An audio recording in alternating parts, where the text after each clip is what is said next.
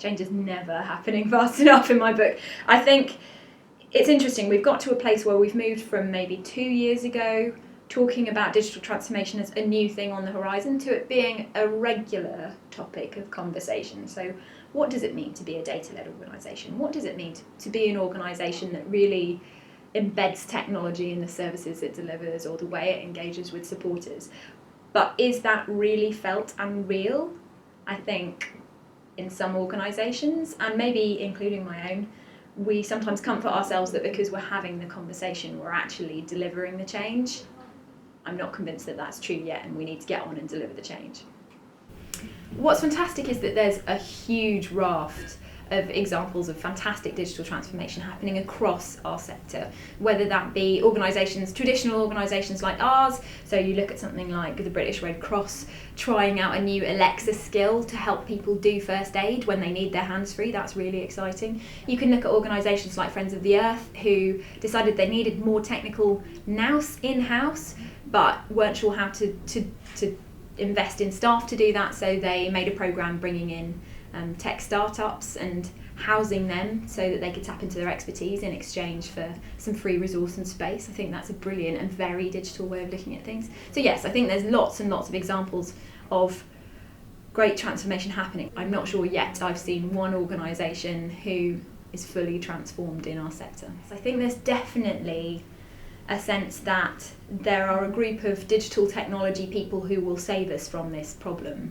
And the truth is, actually, we all need to save ourselves from this problem. It is not a small team of people who can transform an entire organisation. An organisation and an entire sector needs to grasp the nettle and change itself. That means it's going to be uncomfortable, and I think if people think they're doing digital transformation well and they're not feeling uncomfortable, then they're lying to themselves. So I think for an organisation not to embrace digital transformation or to think that it can wait, there is a really high risk of becoming obsolete. Not just because there will be new young upstart organisations stepping on your toes, that's already starting to happen, but actually because people are starting to find ways to solve their own problems through technology, and that's a really exciting prospect, and I hope that we will become obsolete. I think the phrase digital transformation is tricky. It's certainly going through that phase of the buzz is over, are we getting a bit tired of it? Yes, I think the bit that's useful in it is the transformation word, and we can't forget that this is a big and serious change, and the second we start thinking of this as business as usual, then we're lost.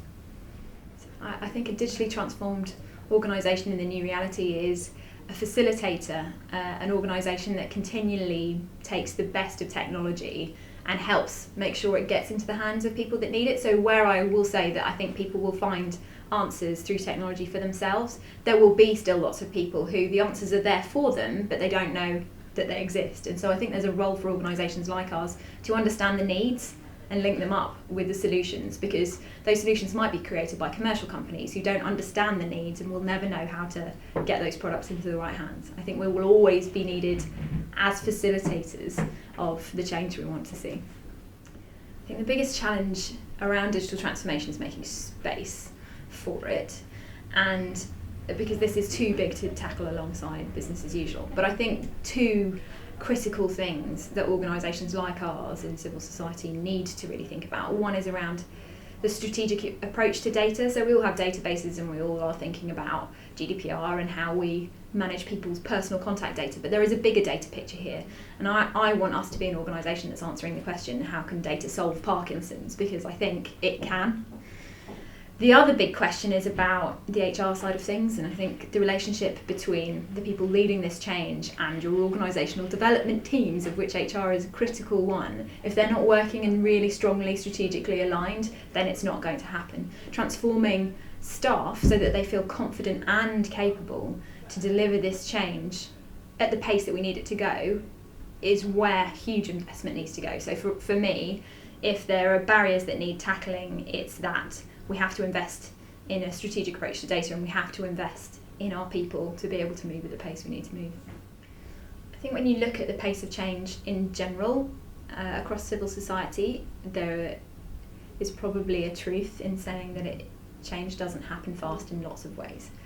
What gives me hope is that we learn a lot from each other in this sector. So all it takes is a couple of big examples and you start to see the domino effect happening. So I think one big step on this way actually was what government did outside of civil society. Government's GDS, Government Digital Service Programme, really moved on the conversation a lot. And I think the next change is coming from civil society. There will be some leaders, hopefully Parkinson's UK, who demonstrate a way forward that makes it feel really tangible and possible. And then everyone will start moving faster.